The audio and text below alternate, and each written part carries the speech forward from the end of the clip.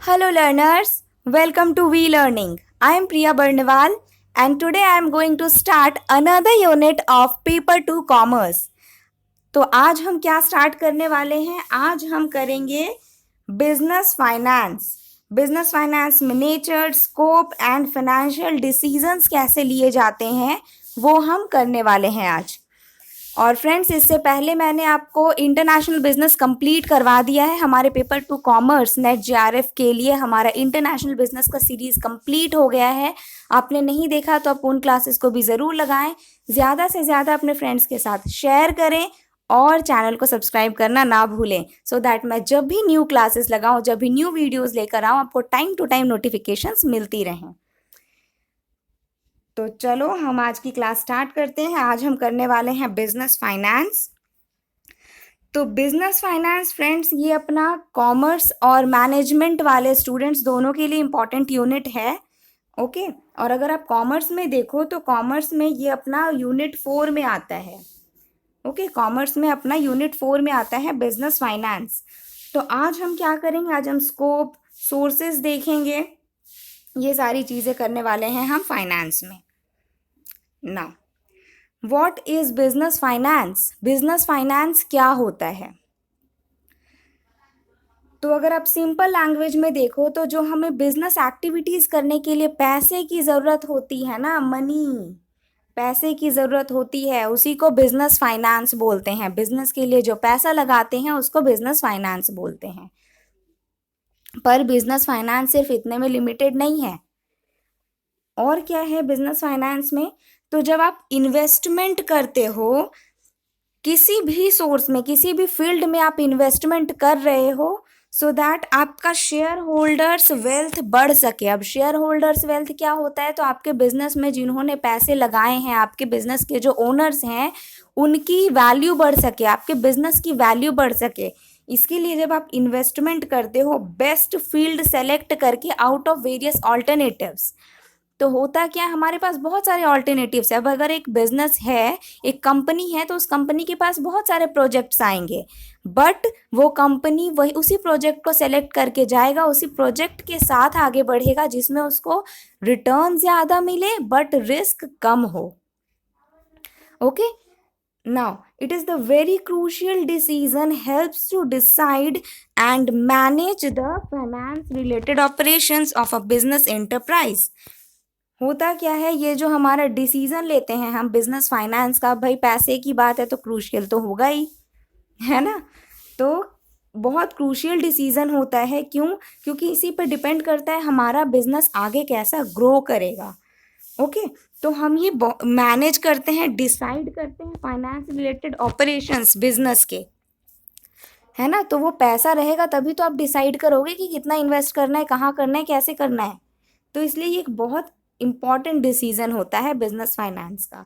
और यही रीज़न है कि फाइनेंस को बैकबोन बोला जाता है बिजनेस का।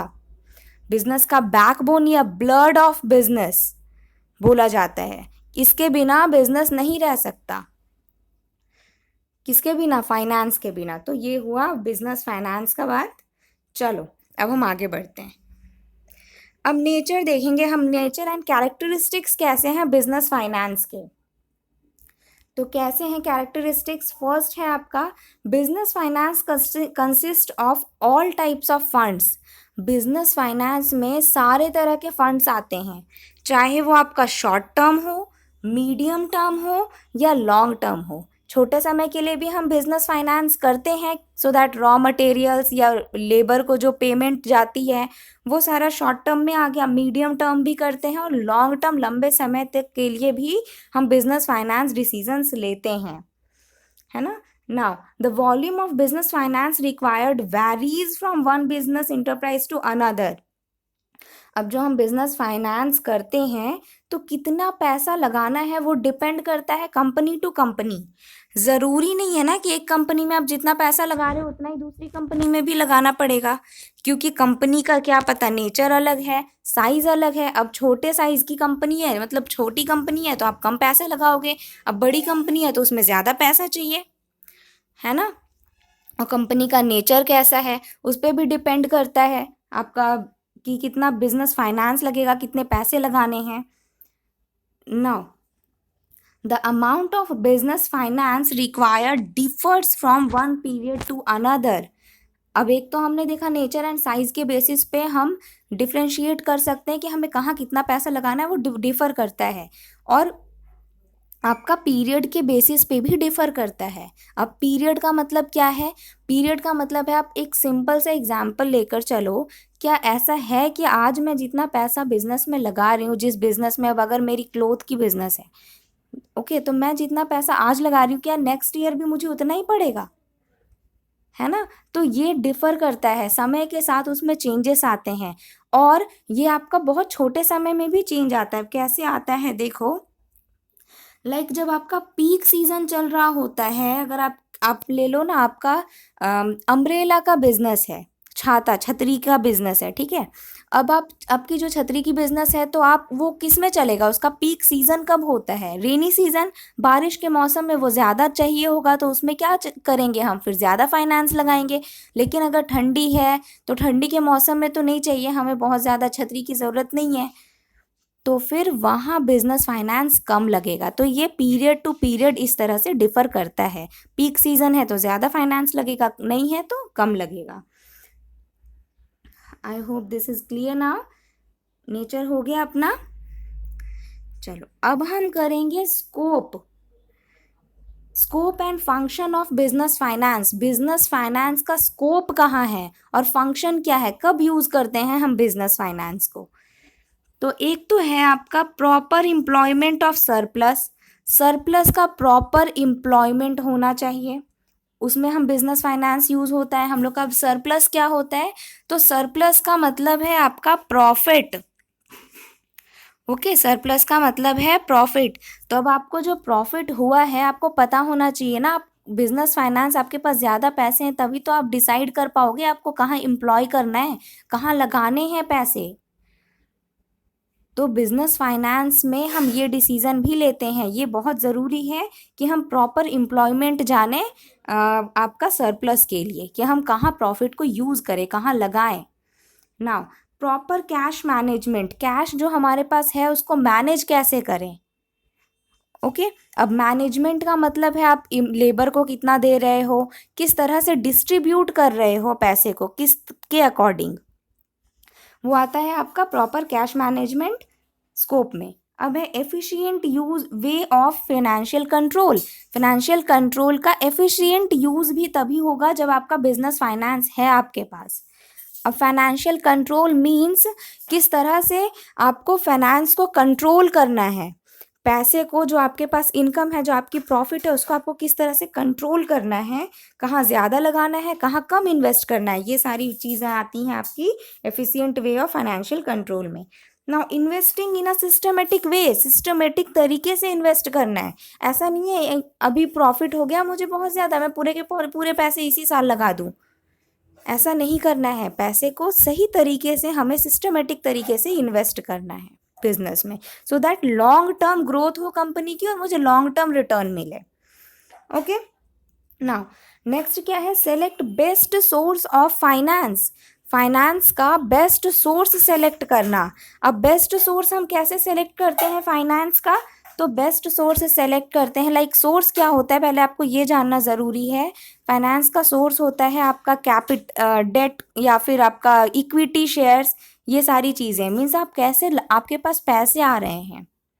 ओके, पैसे कहाँ से आ रहे हैं? तो दो तरीका होता है, या तो आप उधार ले रहे हो, या जो आपके ओनर हैं वो पैसे लगा रहे हैं, है ना? ये दो तरीका होता है। तो आप बेस्ट सोर्स ऑफ फाइनेंस कैसे सेलेक्ट करते हो, वो हमारा आता है बिजनेस फाइनेंस में।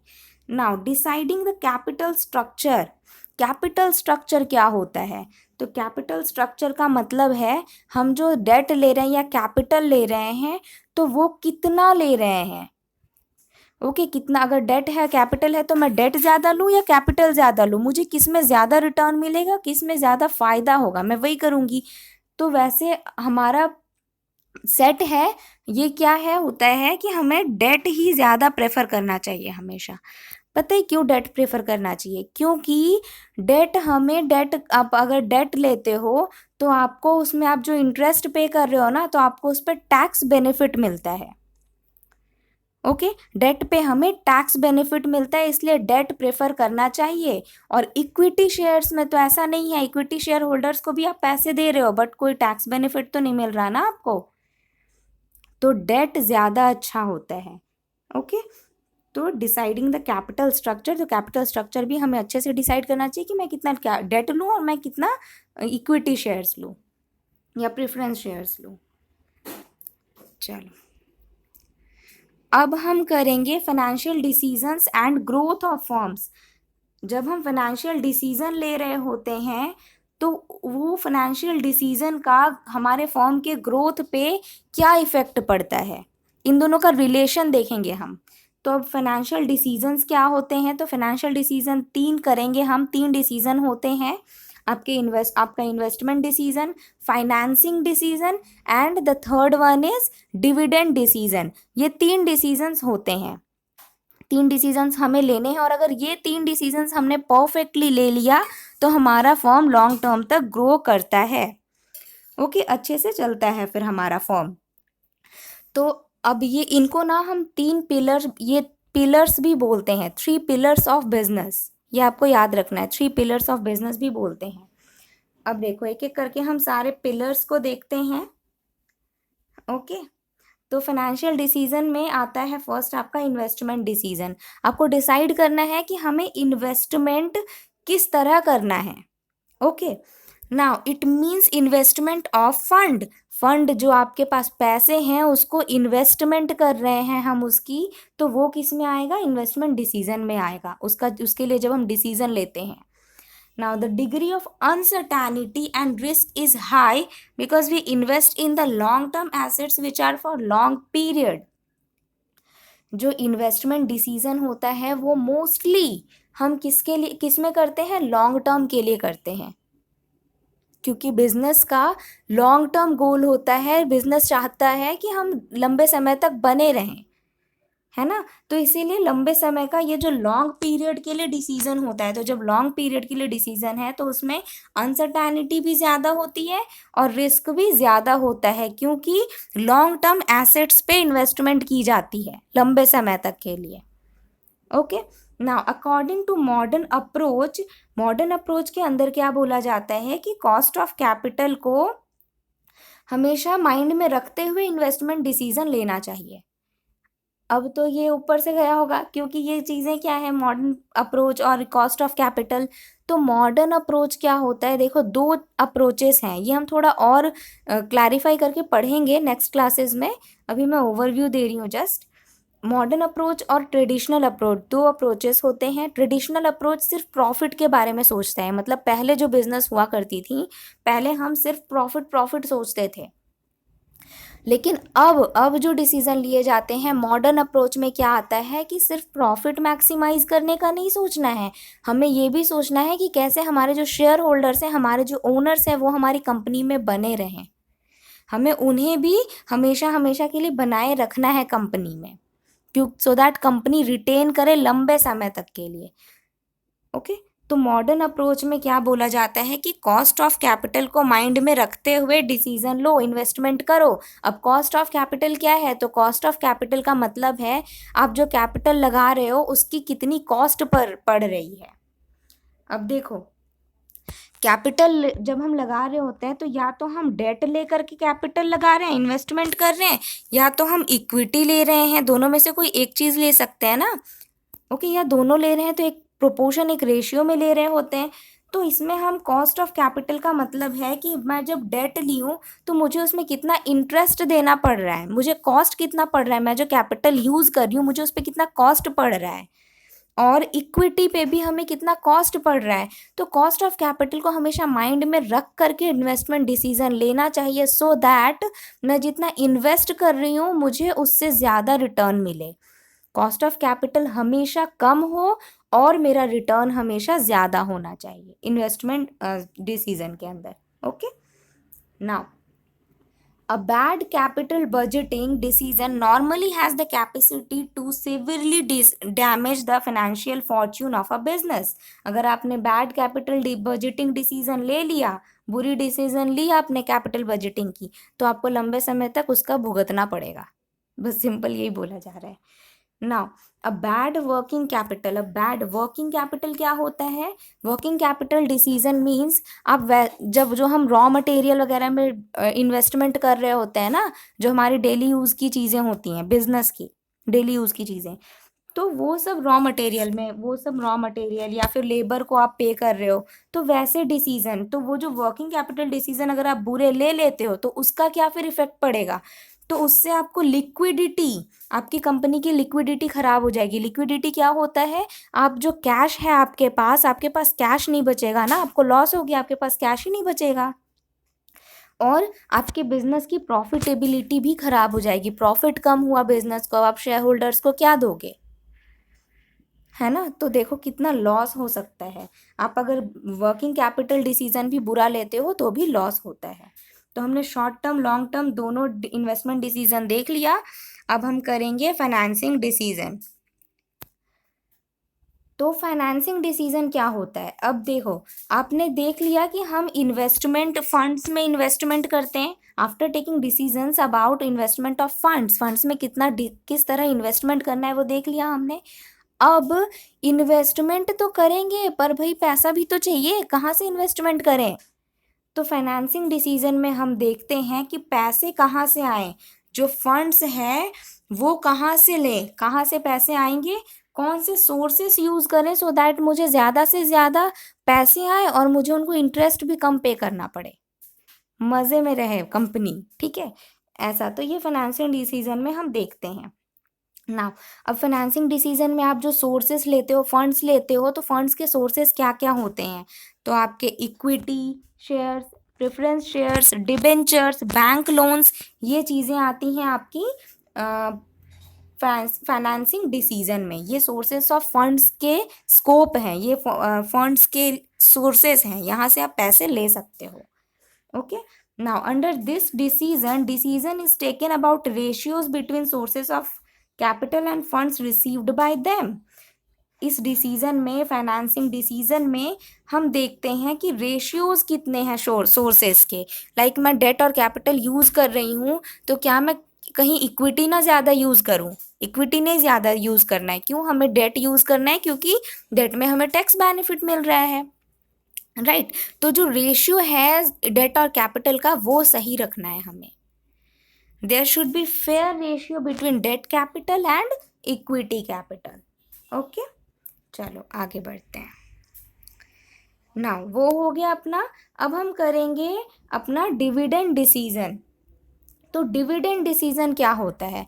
अब आपने इन्वेस्ट कर दिया पैसे, फंड्स को इन्वेस्टमेंट कर दिया आपने, और इन्वेस्टमेंट कहाँ से करनी है वो भी आपने डिसाइड कर लिया। अब बिजनेस में जब इन्वेस्ट कर दिया तो अब इनकम भी तो होगा, प्रॉफिट भी तो होएगा।